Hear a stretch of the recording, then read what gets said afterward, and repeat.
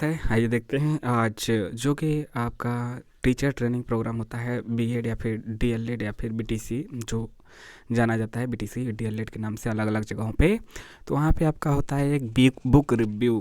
कहीं कहीं मतलब हो सकता है कि पहले दूसरे सेमेस्टर में था तो अब पहले में हो गया, तो किसी भी सेमेस्टर में हो, फर्स्ट ईयर में हो या फिर थर्ड सेमेस्टर में हो, कभी न कभी आपका रहता है। अधिकतर आपका सेकेंड या फर्स्ट में रहता है। तो इसे कहा जाता है कि जो किताब का है उसका रिव्यू करना है। मतलब कोई भी किताब रहेगा, मतलब वो सिलेबस में दिया है आपका, उनका कोई भी किताब आपको पढ़ना है, फिर उसको अपने अनुसार उसका समीक्षा करनी है कि किताब कैसा था। एक आप समीक्षा के रूप में यहाँ पे आएंगे, जैसे कि चिंतनशील पठन प्रतिवेदन। किताब का नाम दिवा स्वप्न है, लेखक है गिजू भाई बधेका, इनका पूरा नाम है, और अनुवादक काशीनाथ त्रिवेदी है, क्योंकि यह गुजरात के थे तो इसका हिंदी में अनुवाद किया गया है। प्रकृति, बाल शिक्षा और बाल मनोविज्ञान पर आधारित है। प्रकाशक राष्ट्रीय पुस्तक न्यास भारत है, और इसका प्रकाशन बसंत कुंज नई दिल्ली है। प्रथम संस्करण 1991 में हुआ, वर्तमान संस्करण 2020 में हुआ है। किताब का मूल्य 55 रुपये है, और कुल पृष्ठों की संख्या यहाँ पे 85 है। तो ये हो गई मोटी मोटा आपका यहाँ पे उसके किताब का बारे में जानकारी। किताब की प्रस्तावना देखते हैं। दिवा स्वप्न एक ऐसे शिक्षा की कहानी है, मतलब प्रस्तावना यानी कि उसके बारे में कि क्या है, मतलब उसकी एक भूमिका बना देते हैं। दिवा स्वप्न एक ऐसे शिक्षा की काल्पनिक कहानी है जो शिक्षा के रूढ़िवादी पद्धति को स्वीकार नहीं करती है। यह प्रगतिशील शिक्षा करके सीखने, कहानी के माध्यम से तथा खेल खेल में सीखने आदि की वकालत करती है। यह प्रगतिशील शिक्षा करके मतलब शिक्षा को लगातार बढ़ाने की ओर बढ़ के सीखने, कहानी के माध्यम से, खेल खेल में सीखने, संगीत के माध्यम से सीखने इत्यादि को आगे करने की कोशिश करती है, आगे प्रोत्साहन देती है। यहाँ सीख लेना ही अंतिम लक्ष्य नहीं है, बल्कि सीखने का अर्थ है स्व विकास के शिखर की ओर गतिशील होना। गिजू भाई जहाँ कहानी तथा खेल के माध्यम से बच्चों के शैक्षिक विकास की बात करते हैं, वहीं अध्यापक का रवैया कैसा होना चाहिए, कैसा हो यह भी बताया है, जिसमें अध्यापक को एक सुविधा दाता की तरह व्यवहार करना चाहिए, न कि अधिकारी की तरह। और औसत शिक्षक यह मानकर चलता है कि उसका काम पाठ्यक्रम पढ़ा लेना है और बच्चों को परीक्षा के लिए तैयार करना है। बच्चे में छिपी प्रतिभा का विकास शिक्षक ना अपनी जिम्मेदारी समझता है, ना ही स्कूल में ऐसी परिस्थितियाँ हैं जिनमें वह इस जिम्मेदारी को निभा सके। तो यहाँ पे यह आपका प्रस्तावना चल रहा है कि क्या है शिक्षा का उद्देश्य, क्या है, अध्यापक का रवैया कैसा होना चाहिए। तो शैक्षिक विकास की बात करते हैं, विकास के शिखर की ओर कहानी तथा खेल के माध्यम से उसको पहुंचाना, उसकी प्रतिभा को निखारना। गुजरात के महान शिक्षाविद और बाल शिक्षक गिरजा शंकर बधेका, गिजू भाई का पूरा नाम अच्छे से क्या है, गिरजा शंकर बधेका, जिन्हें सामान्यतः गिजू भाई प्यार से लोग बुलाते हैं। प्यार से का मतलब शॉर्टकट में गिजू भाई के नाम से जानते हैं। इनका एक अन्य नाम लक्ष्मी शंकर भी है, जिनका जन्म 15 नवंबर 1885 को हुआ था। 1885 को 15 नवंबर हुआ था, और मृत्यु 23 जून 1939 को हो गई थी। 1885 में जन्म, 1939 में मृत्यु, यानी कि 15 साल उधर, 39 साल इधर, 40 10 50 60, 40 10 50 5 55 के आसपास ही, मतलब बहुत लंबी उम्र नहीं रही। उन्होंने अपनी जीवन यात्रा उच्च न्यायालय के वकील के रूप में शुरू किया था। 1939 में मर गए हैं, बड़ा जल्दी मर गए। पुस्तकवा कब आई? पुस्तकवा 1991 में छपी। सही लिखा है ना जी? यदि आपको गलत लग रहा है तो बताइएगा। प्रथम संस्करण 1991 में। दिवा स्वप्न 1885, मृत्यु 23 जून 1939 को हो गई थी। उन्होंने अपनी जीवन यात्रा न्यायालय के वकील के रूप में किया। 1913 में अपने पुत्र के जन्म में, सब कुछ सही है, ठीक है। आपको गलत लगे तो साक्ष्यों सहित उसको बताइएगा। 1913 में अपने पुत्र के जन्म के बाद बच्चों की देखभाल और विकास से संबंधित विचार उनके मन में आया। बाल शिक्षा में नए विचार की खोज के लिए उन्होंने वकालत छोड़ दी। गिजू भाई डॉक्टर मारिया मॉन्टेसरी से बहुत प्रभावित थे। 1920 में उन्होंने पूर्व प्राथमिक स्कूल बाल मंदिर की स्थापना की। किस सन में की? 1920 में। 1885 में जन्म हुआ था, 1939 में मृत्यु, तो 1920 में 20 में Maria Montessori, doctor Maria Montessori से बहुत प्रभावित थे। उन्होंने पूर्व प्राथमिक स्कूल बाल मंदिर की स्थापना की। गिजू भाई बधेका ने सन 1932 में पहली बार इस पुस्तक का प्रकाशन गुजराती भाषा में किया था। 1932 में गुजराती भाषा में इसका प्रकाशन किया। दीवा स्वप्न के लेखक गिजू भाई ने 1932 में पहली बार इस पुस्तक का प्रकाशन गुजराती में किया था तथा इसी वर्ष मध्य प्रदेश के शिक्षाविद काशीनाथ त्रिवेदी ने इसका अनुवाद हिंदी में स्वयं प्रकाशित किया था। सही काम की सफलता के लिए धैर्य। त्रिवेदी जी ने गांधी से सीखा था। शिक्षण पद्धति में परिवर्तन लाने के लिए बच्चों को स्वतंत्रता और स्वावलंबन का माहौल देने पर बल दिया। स्वतंत्रता भी होनी चाहिए और स्वावलंबन भी होना चाहिए। मुझसे किसी ने कहा कि भारी भरकम तात्विक लेखों के बदले यदि मैं कथा शैली में शिक्षा संबंधी अपने विचारों को संजोऊं तो कैसा हो। मुझे प्रयत्न करने की भी प्रेरणा मिली और फलस्वरूप यह दिवा स्वप्न रचा गया। मतलब भारी भरकम तात्विक लेखों के बदले यदि मैं कथा शैली में शिक्षा संबंधी अपने विचार को संजोऊं तो कैसा हो। आगे है, दिवा स्वप्न के मूल में वास्तविक अनुभव हो तो वह मिथ्या नहीं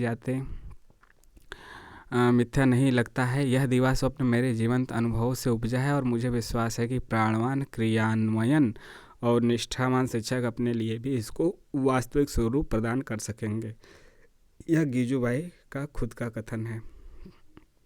तो फिर से इसको पढ़ते हैं। आखिरी जो वाक्य है, दिवा स्वप्न के मूल में वास्तविक अनुभव तो हो तो वह मिथ्या नहीं लगता है। यह दिवा स्वप्न मेरे जीवंत अनुभवों में से उपजा है और मुझे विश्वास है कि प्राणवान और क्रियान्वयन और निष्ठावान शिक्षक अपने लिए भी इसको वास्तविक स्वरूप प्रदान कर सकेंगे। विषय सूची की बात की जाए तो प्रथम खंड प्रयोगों का आरंभ है। द्वितीय खंड आपके प्रयोगों की प्रगति है। तृतीय खंड 6 महीने के अंत में। चतुर्थ खंड आपका अंतिम सम्मेलन है। तो यह 4 खंडों में आपको देखने को मिलेंगी। प्रयोगों का आरंभ, प्रयोगों की प्रगति, 6 महीने के अंत में कैसा अनुभव रहा और अंतिम सम्मेलन में क्या मिला चौथे खंड में। प्रथम खंड में क्या है, प्रयोगों का आरंभ है। प्रयोगों का आरंभ है। बाल केंद्रित शिक्षा को प्रभावी बनाने के लिए गिजू भाई के मन में बहुत से विचार और कल्पना थी और अपनी कल्पना में वास्तविकता लाने के लिए गिजू भाई स्वयं अनुभव करना चाहते थे कि इस काम के लिए वे शिक्षा विभाग के एक अधिकारी से आग्रह करते हैं कि उन्हें प्राथमिक पाठशाला की एक कक्षा सौंप दे। अधिकारी गिजू भाई को प्राथमिक पाठशाला की, फिर से पढ़ते हैं, देखिए कहानी के माध्यम से आप पढ़िए। बाल केंद्रित यानी प्रयोगों का आरंभ कैसे हुआ। बाल केंद्रित शिक्षा को प्रभावी बनाने के लिए गिजू भाई के मन में बहुत से विचार और कल्पना थी। अपनी कल्पना में वास्तविकता लाने के लिए गिजू भाई स्वयं अनुभव करना चाहते थे और इस काम के लिए वे शिक्षा विभाग के एक अधिकारी से आग्रह करते हैं कि उन्हें प्राथमिक पाठशाला की एक कक्षा सौंप दे। शिक्षा विभाग के अधिकारी से आग्रह करते हैं कि उन्हें प्राथमिक पाठशाला की एक कक्षा सौंप दे। अधिकारी गिजू भाई को प्राथमिक पाठशाला की चौथी कक्षा 1 साल के लिए सौंप देते हैं तथा पाठशाला के कुछ नियम, पाठ्यक्रम तथा कुछ पुस्तकें दे देते हैं। यह कहते हुए तुम्हारे प्रयोग की सफलता परीक्षण के परिणामों से मापा जाएगा। 1 साल के लिए सौंप देते हैं तथा पाठशाला के कुछ नियम, पाठ्यक्रम तथा कुछ पुस्तकें देते हैं। यह कहते हुए कि तुम्हारे प्रयोग की सफलता परीक्षा के परिणामों से मापा जाएगा। गिजू भाई यह कहते हुए स्वीकार करते हैं कि परीक्षक आप स्वयं रहेंगे। अगले ही दिन उत्सुकतापूर्वक गिजू भाई पाठशाला जाते हैं जहां प्रधानाध्यापक ने उन्हें उनकी कक्षा तथा बच्चों से परिचय कराया, लेकिन बच्चे बहुत शरारती थे। गिजू भाई कक्षा की शुरुआत खेल से करते हैं जिसमें पहले शांति का खेल, कक्षा की सफाई की जांच, सहगान और वार्तालाप करना था। तो गिजू भाई कक्षा की शुरुआत खेल से करते हैं जिसमें पहले शांति का खेल था, फिर कक्षा की सफाई की जांच थी, सहगान और वार्तालाप, साथ में गाना, मतलब फिर वार्तालाप करना था। लेकिन बच्चे कक्षा में उधम मचा रहे थे, उनका मन फीका पड़ गया और बच्चों को यह कहते हुए छुट्टी दे दी कि कल नया काम शुरू करेंगे। घर जाकर गिजू भाई कुछ विचार किए, फिर कहा कि सबसे पहले शिक्षक और विद्यार्थी के बीच एक प्रेम संबंध होना चाहिए। अगले दिन गिजू भाई कहानी के माध्यम से बच्चों से जुड़ने का प्रयास करते हैं जो काफ़ी हद तक सफल भी होता है। कहानी के बीच में बच्चों से कुछ वार्तालाप भी करते हैं जैसे साफ कपड़े पहनना, नाखून काटना, मतलब सफाई से रहना आवश्यक है।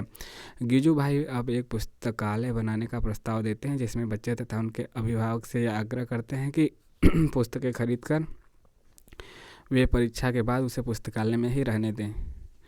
पुस्तकालय बनाने का प्रस्ताव देते हैं गिजू भाई अब पुस्तकालय बनाने का प्रस्ताव देते हैं जिसमें बच्चे तथा उनके अभिभावक से आग्रह करते हैं कि पुस्तकें खरीद कर वे परीक्षा के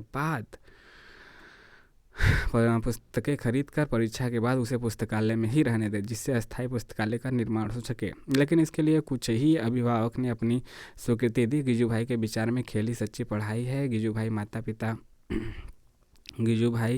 माता पिता की एक सभा करते हैं जिसमें 40 में से 7 लोग ही आते हैं। जिन्हें उन्नति और स्वच्छता का संबंध, खेल और चरित्र निर्माण का संबंध और अनुशासन का महत्व समझाते हैं। कहानी, खेल, पुस्तकालय, आदर्श वाचन, पुस्तकालय, आदर्श वाचन, स्वच्छता और व्यवस्था में ही 2 महीने बीत गए, लेकिन अभी हिंदी, गणित, इतिहास आदि विषय का कुछ हुआ ही नहीं। लेकिन इन्हें कहानी सुनाने में बहुत सफलता मिली। दूसरा खंड, प्रयोग की प्रगति। गिजू भाई ने एक एक कर पाठ्यक्रम के विषयों को लेना शुरू किया। उन्होंने बच्चों को श्रुत लेखन सिखाना शुरू किया है। यानी श्रुत लेखन का मतलब कि हम बोलेंगे, आप लिखिए, सुनकर लिखने की। वे बच्चों की गलतियों को बताकर दर्जा या अंक देने के पक्षधर नहीं थे, केवल सीखने और सिखाने पर ध्यान था।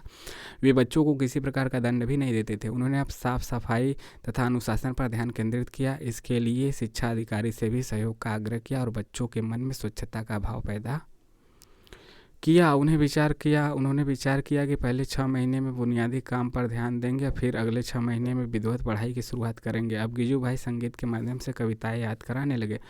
स्वामी जी और गिजू भाई का धार्मिक शिक्षा पर विचार। गिजू भाई पाठशाला में धार्मिक शिक्षा के समर्थक नहीं थे। स्वामी जी और गिजू भाई का धार्मिक शिक्षा पर विचार। गिजू भाई पाठशाला में धार्मिक शिक्षा के समर्थक नहीं थे। उन्होंने कहा कि धर्म तो एक जागृति है। मनुष्य में यह भावना तभी जागती है जब मनुष्य की इसको भूख लगती है। इसका भी अपना एक समय होता है। यह छात्रों पर असमय एक बोझ लादने के जैसा है। बच्चों को इस समय स्वस्थ शरीर, मन, बुद्धि और बलवान बनाने की आवश्यकता है। समय आने पर मनुष्य में धर्म का विकास स्वयं हो जाता है। गिजू भाई अब इतिहास पढ़ाना चाहते थे। उसमें घटनाओं का समय आने पर मनुष्य में धर्म का विकास स्वयं हो जाता है। गिजू भाई अब इतिहास पढ़ाना चाहते थे। उसमें घटनाओं का पुराना दृष्टिकोण तथा दोषपूर्ण शैली में लिखी हुई थी। उन्होंने इतिहास भी कहानी की तरह पढ़ाने की कोशिश की, लेकिन अभी तक कहानियाँ आधी सच्ची और आधी काल्पनिक गप्पों परियों का संसार था। बच्चों को इतिहास की कहानी मूल घटनाओं से जोड़कर पढ़ाने लगे, जो बच्चों को पसंद आई। इतिहास की कहानी मूल घटनाओं से जोड़कर। अब गिजू भाई बच्चों को परीक्षा के लिए तैयार करना चाहते थे। इसके लिए उन्होंने कहानी को छोटा किया और बाद में इसे सूत्र के रूप में लिखा और फिर प्रश्नोत्तर विधि द्वारा बच्चों से पूछना शुरू किया। बच्चों ने प्रश्नों पर उत्तर सही देना शुरू किया।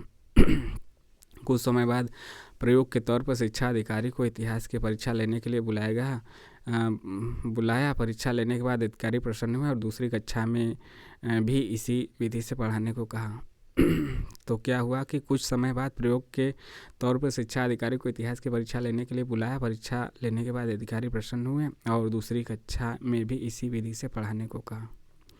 तीसरा खंड है 6 महीने के अंत में क्या हुआ, यह आपको बताया गया। इसमें प्रत्येक वर्ष पाठशाला की वार्षिक कार्यक्रम में डायरेक्टर साहब आते थे और इसलिए उस दिन शाला में कुछ कार्यक्रम आयोजित किए जाते थे, जैसे बच्चों द्वारा श्लोक बोलना, कविताएं गाना, भाषण देना, नाटक आदि के लिए बच्चों को मार कर रटवाना तथा बार बार अभ्यास करना होता था।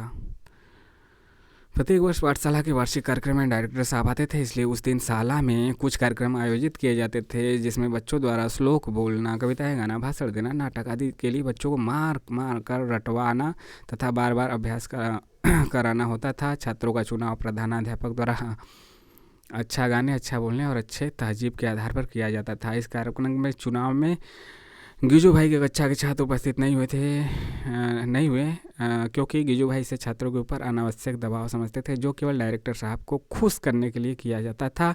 अन्य कक्षाओं के जिन छात्रों को चुना गया था उन कामों से छात्रों का कोई लेना देना नहीं था। अधिकारी द्वारा गिजू भाई से छात्रों के अनुपस्थिति का जवाब मांगा गया, जिसमें गिजू भाई ने कहा कि छात्र मनोरंजन के साधन नहीं है जिसे झूठी प्रशंसा के लिए नाच कूद कराया जाए। यह सब ढोंग और दिखावा है, क्योंकि यह सब छात्रों को मारकर और हटाकर तैयार कराया जाता है। हालांकि गिजू भाई कहते हैं कि मैं डायरेक्टर साहब के लिए कुछ ऐसा प्रबंध करूंगा जिससे छात्रों का समय और शक्ति व्यर्थ ना हो और उन्हें ढोंग एवं दिखावा ना करना पड़े। कार्यक्रम के दिन जहां अन्य शिक्षक घबराए हुए थे और परेशान थे, वहीं गिजू भाई तथा उनकी कक्षा के छात्र बिल्कुल सहज महसूस कर रहे थे। कार्यक्रम की शुरुआत में स्वागत गान तथा कविता पाठ और संवाद अन्य कक्षा के बच्चे किसी टेप रिकॉर्डर्स की तरह करते हैं। चेहरे पर कोई भाव नहीं था। इन सब बातों का अनुभव डायरेक्टर साहब भी कर रहे थे। कार्यक्रम के अंत में पुरस्कार वितरण के बाद गिजू भाई अपना काम दिखाना चाहते थे, जिसमें उनकी कक्षा के बच्चे पर्दे के पीछे नाटक का प्रबंध किए थे। नाटक का शीर्षक था कचहरी में जाऊंगा, जिसके पात्र चूहा, दर्जी, बेल बूटे वाला बेल बूटे वाला, मोती वाला, मृदंग वाला, राजा और राजा का सिपाही गिजू भाई स्वयं थे।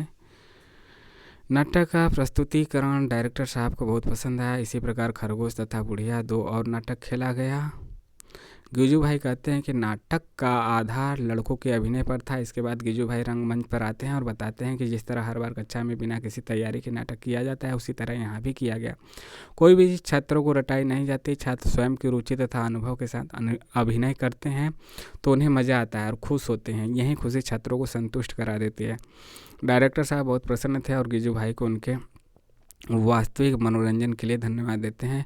छमाही परीक्षा की तैयारी अन्य कक्षा में पूर्ण हो चुकी थी, लेकिन गिजू भाई की कक्षा का कोर्स अभी पीछे चल रहा था। इनकी कक्षा में पढ़ाई गई चीज़ों को रटने की आवश्यकता नहीं होती थी। जैसे अंताक्षरी के खेल में बच्चे कविता सीख लेते थे, गिजू भाई ने खेल के माध्यम से छमाही परीक्षा की तैयारी कराई, जिसमें अंताक्षरी का खेल, शब्दों का खेल, साफ सफाई का खेल आदि थे। अधिकारी साहब यह सब देखने के बाद गिजू भाई की कक्षा के छात्रों को भाषा विषय में बिना परीक्षा लिए पास कर देते हैं।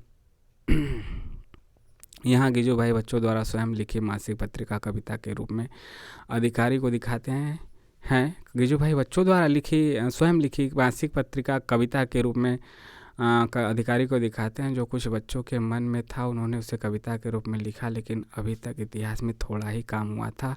भूगोल और गणित अभी शेष रह गए थे। चौथा खंड, अंतिम सम्मेलन। छमाही परीक्षा की समाप्ति के बाद गिजू भाई एक दिन अपने साथी शिक्षकों के साथ बैठकर बातचीत कर रहे थे। शिक्षक कहते हैं कि हम आप का प्रयोग सफल मानते हैं, लेकिन विश्वास नहीं होता कि शिक्षा में भी इतने सुंदर परिवर्तन किए जा सकते हैं। कुछ साथी शिक्षकों का मानना था कि यह अंग्रेजी पढ़े लिखे हैं, इसलिए नए प्रयोग करते हैं और यह अकेले हैं तथा इनके ऊपर जिम्मेदारी नहीं है तथा समय पर्याप्त है, इसलिए यह प्रयोग कर लेते हैं। लेकिन गिजू भाई का मानना था कि शिक्षा में परिवर्तन के लिए हमें आत्मविश्वास, लगन तथा काम करने की ज़रूरत होती है। अब गिजू भाई बच्चों को भूगोल सिखाने के बारे में सोचने लगे। भूगोल पढ़ाने के लिए वे चित्रकला, नक्शा, ग्लोब का प्रयोग करते हैं। चित्रकला का नक्शा का ग्लोब का प्रयोग करते हैं। भ्रमण विधि द्वारा प्रत्यक्ष अनुभव भी कराया।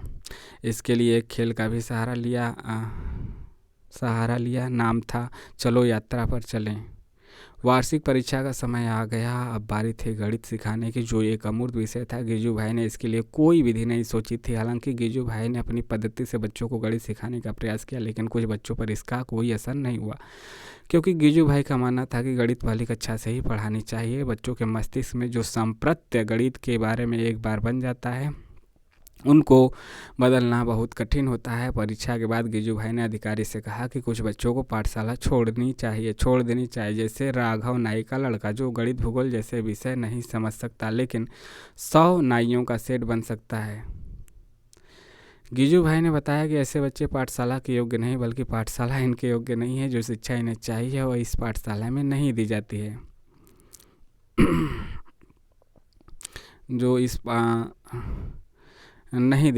डायरेक्टर 100 नाइयों का सेट बन सकता है। गिजू भाई ने बताया कि ऐसे बच्चे पाठशाला के योग्य नहीं, बल्कि पाठशाला इनके योग्य नहीं है। जो शिक्षा इन्हें चाहिए वह इस पाठशाला में नहीं दी जाती है। डायरेक्टर साहब ने गिजू भाई की शिक्षा में सफल प्रयोग के लिए धन्यवाद किया और कहा कि अब प्राथमिक पाठशाला की पुरानी पद्धति का शीघ्र ही अंत होगा। गिजू भाई ने आशा से भरे भविष्य के मधुर स्वप्न देखने में विलीन हो गए, मतलब सपने देखने लगे, सोचने लगे उसके बारे में। अब देखते हैं इसकी विषय वस्तु की गहराई एवं विचार मौलिकता क्या है। इसमें दिवा स्वप्न पुस्तक की प्रकृति, बाल शिक्षा और मनोविज्ञान पर आधारित है। गिजू भाई ने बच्चों के व्यवहारिक जीवन की समस्याओं का अध्ययन किया, बच्चों को अपने परिवेश में स्वतंत्र रूप से सीखने की बात की। खेल में सीखना, नाटक विधि से सीखना तथा कहानियों और कविताओं के माध्यम से बच्चों को वास्तविक जीवन से जोड़कर सिखाने की वकालत की। इस पुस्तक में बाल मनोविज्ञान को समझने का सफल प्रयास किया गया है तथा बच्चों को केंद्र में रखकर उनके जिज्ञासाओं को जानकर उसी के अनुसार शिक्षक को कक्षा शिक्षण के लिए नीति तैयार करनी चाहिए। दिवा स्वप्न आदर्श प्राथमिक शिक्षा की आधारशिला की नींव रखती है। एक ऐसी बाल रूपी निर्माणाधीन इमारत जिसके द्वारा भविष्य में देश और समाज की प्रगति का ग्राफ निर्धारित कर सकें। गिजुभाई बदेखा से पहले इस प्रकार की शिक्षण पद्धति का प्रस्तुतिकरण मारिया मॉन्टेसरी ने 1907 में रोम में किया था। इटली की राजधानी रोम में मारिया मॉन्टेसरी ने रोम में किया था 1907 में। भारत में बाल शिक्षा की शुरुआत की गिजुभाई ने, जो कि कहीं न कहीं मॉन्टेसरी पद्धति से प्रभावित थी। वर्तमान शैक्षिक निहितार्थ क्या है? तो वर्तमान शैक्षिक निहितार्थ देखते हैं यहाँ पे। पृष्ठभूमि एक सेकेंड। भारत में पूर्व प्राथमिक शिक्षा को प्रारंभ करने का श्रेय गिजुभाई तथा ताराबाई को जाता है। 1920 में बाल शिक्षण प्रदान करने हेतु बाल मंदिर की स्थापना की। बच्चों को पढ़ाने के लिए अपनी शिक्षा पद्धति का यह हो गया। वर्तमान शैक्षिक निहितार्थ इसका क्या है? तो 1920 में बाल शिक्षा प्रदान करने हेतु बाल मंदिर की स्थापना की। बच्चों को पढ़ाने के लिए अपनी शिक्षा पद्धति का विकास किया। 1923 में गिजुभाई के कार्यों से प्रभावित होकर ताराबाई मोदक ने उनके साथ कार्य करना आरंभ किया। 1926 में ताराबाई ने नूतन बाल शिक्षण संघ की स्थापना की। शिक्षण विधियाँ दैनिक जीवन के अनुभव से, कहानी कथन विधि से, अवलोकन विधि से, परिचर्चा विधि से, प्रश्नोत्तर विधि से, गतिविधि विधि से। तो यहाँ पे दैनिक अनुभव हो गया, कहानी हो गया, संगीत हो गया, नाटक हो गया, अवलोकन हो गया, परिचर्चा हो गया, प्रश्नोत्तर हो गया, गतिविधि हो गया। वर्तमान समय में जो शिक्षा प्रणाली बच्चों के लिए प्रयोग हो रही है वह गिजुभाई के शिक्षण पद्धति से मेल खाती है। जैसे कि गिजुभाई बच्चों को स्वतंत्र रूप से सिखाना, प्रत्यक्ष अनुभव द्वारा सिखाने की पद्धति, कहानी से, खेल के माध्यम से सिखाने की बात करते हैं, जो आज NCERT नेशनल काउंसिल जो एजुकेशन है आपका द्वारा बनाई गई NCF के दिशा निर्देश में शामिल है। 1992 में तैयार प्रोफेसर यशपाल शर्मा की रिपोर्ट के अनुसार अधिगम बिना बोझ के पर NCF आधारित है, जिसमें रट कर सीखना नहीं बल्कि करके सीखना, बाहरी दुनिया से बच्चों के ज्ञान को जोड़ना, पाठ्य पुस्तक से परे एक समृद्ध पाठ्यचर्या का होना बताया है, अर्थात रचनावादी अधिगम का प्रयास हो। वहीं RTE जो आपका है एजुकेशन 2009 में भी, राइट टू एजुकेशन 2009 भी बच्चों को शारीरिक दंड देने से रोकता है। जैसा कि गिजुभाई भी बच्चों को मारने पीटने में विश्वास नहीं रखते थे। पहले मारा जाता था ना, अब नहीं। पुस्तक की मतलब ऐसा कीजिए कि स्वयं उसमें रुचि पैदा हो। पुस्तक की भाषा, दिवा स्वप्न पुस्तक की भाषा बहुत ही सरल और सहज है। जैसा कि गिजुभाई ने अपने सपनों की दुनिया को दिवा स्वप्न के माध्यम से, यानी कि दिन में स्वप्न देखना बताया है, करके भी दिखाया है और बताया है। दिवा स्वप्न के माध्यम से बताया तथा करके भी दिखाया है। कहानी का प्रस्तुतिकरण बिल्कुल भाषा के अनुरूप और बहुत ही प्रभावी ढंग से किया गया है और इसे सभी आयु के पाठक रुचि सहित पढ़ सकते हैं क्योंकि भाषा सरल है, शब्दावली सरल है। टंकण और मुद्रण क्या है? इसमें पढ़ते समय टंकण में किसी भी प्रकार की वर्तनीय अशुद्धि नहीं मिली। पुस्तक की बनावट बाह्य रूप से बहुत अच्छी है और आकर्षक करने वाली है। कागज़ की गुणवत्ता भी अच्छे स्तर की है। पुस्तक के मुख्य पृष्ठ के रंग का चुनाव भी प्रकाशक ने बहुत उपयुक्त किया है। जैसा कि कहानियों की किताबों में रंग और चित्र का बहुत महत्व होता है। अर्थ का व्यक्तिगत अर्थ यानी कि मेटा अर्थ इसका क्या है? दिवा स्वप्न कहानी के माध्यम से गिजुभाई बदेखा परंपरागत तरीके और किताबों में सिमटने से परे बच्चों को देखते हैं, कहानी सुनाकर बच्चों से जुड़ने का प्रयास करते हैं और बच्चों को विद्यालय के भयपूर्ण वातावरण से मुक्त कराते हैं। इससे बच्चे प्रश्न पूछ सके और उत्तर भी सहज भाव से दे सके। बच्चों की जिज्ञासा को बढ़ावा देना और स्वतंत्रता का माहौल देना और उन्हें स्वनिर्भर आत्मनिर्भर बनाने पर गिजुभाई के विचार गांधी और टैगोर से मेल खाते हैं। इसकी विषय वस्तु मनोवैज्ञानिक है। कहानी में रोचकता लाने के लिए मुहावरों का बखूबी प्रयोग किया गया है। जैसे लोहे के चने चबाना, पहले ही कौर में मक्खी का आना, पहले ही कौर में मक्खी का आना। दिवा स्वप्न में कथा शैली का चुनाव किया गया है तथा अपनी शिक्षण विचारों को पाठकों तक पहुंचाने के लिए यह रचना दिवा स्वप्न में कथा शैली का चुनाव किया गया है तथा अपने शिक्षण विचारों को पाठकों तक पहुंचाने के लिए यह रचना गिजुभाई ने की। लेखक द्वारा यह पुस्तक लिखे जाने का मुख्य उद्देश्य शिक्षकों को प्रेरणा प्रदान करना तथा अभिभावकों को उनके दायित्वों के प्रति जागरूक बनाना है। सुझाव, इसमें अभिभावक समकालीन शिक्षक गणों को पूर्णतः सहयोग करना चाहिए। अभिभावक तथा समकालीन शिक्षक गणों को पूर्णतः सहयोग करना चाहिए। शिक्षकों को किताबी ज्ञान के साथ साथ व्यवहारिक ज्ञान को भी बढ़ावा देना चाहिए। पाठ्यक्रम को रुचिकर बनाने के लिए कुछ मनोरंजन तकनीक का भी प्रयोग करना चाहिए, जिससे बच्चे स्वयं ही आकर्षित हों। किताबी ज्ञान के साथ साथ व्यवहारिक ज्ञान को भी बढ़ावा देना चाहिए। पाठ्यक्रम को रुचिकर बनाने के लिए कुछ मनोरंजक तकनीक का भी प्रयोग करना चाहिए, जिससे बच्चे स्वयं ही आकर्षित हों। पाठ्यक्रम हमेशा विद्यार्थियों के वातावरण, बुद्धि लब्धि यानी कि IQ तथा अवस्था के अनुकूल ही होना चाहिए। पाठ्यक्रम हमेशा विद्यार्थियों के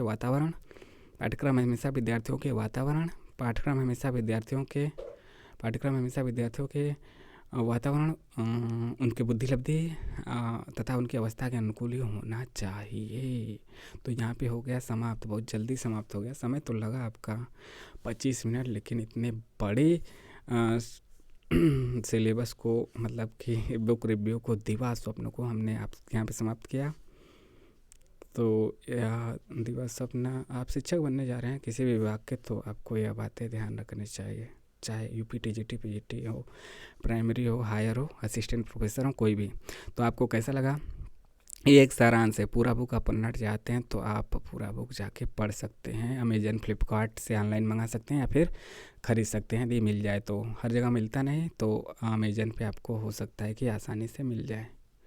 तो पूरी बुक आप यहाँ पे पढ़ सकते हैं, पूरी बुक। नहीं तो सारांश तो इसका यहीं है 19 पेज में, 17, 18, 19 पेज में। कैसा लगा ज़रूर बताइएगा। चैनल को सब्सक्राइब भी कीजिए, लाइक शेयर तो करते रहिए। मिलते हैं नेक्स्ट वीडियो में। जय हिंद, जय भारत।